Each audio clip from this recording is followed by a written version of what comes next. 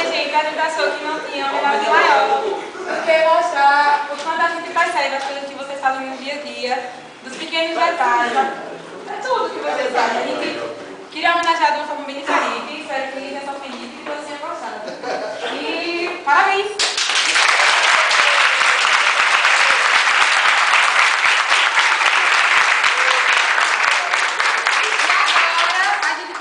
Tirar uma foto dos seus respectivos professores com todo mundo. E depois a gente vai para a primatória. Deixa eu dizer uma coisinha para os professores também e para vocês também.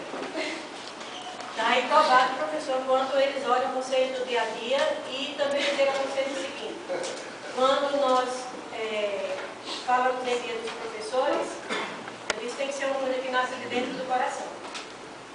O negócio de bolo é muito bom, top é maravilhoso, refrigerante também, tudo isso é muito bom.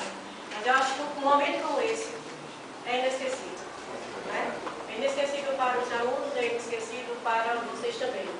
E o sentimento, tudo isso que eles fizeram aqui, tem uma forte dose de sentimento e de respeito. E muitas vezes, no dia a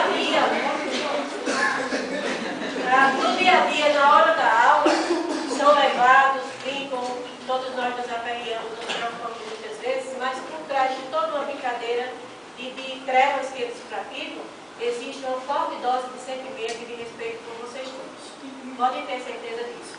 E isso não vai se comprar em nenhum shopping, por maravilhoso, por mais maravilhoso que seja. Em nenhuma lojinha de supermercado. Em nada na vida, porque está dentro do coração de cada um deles. Então, parabéns para vocês. Sintam-se homenageados diferentemente, mas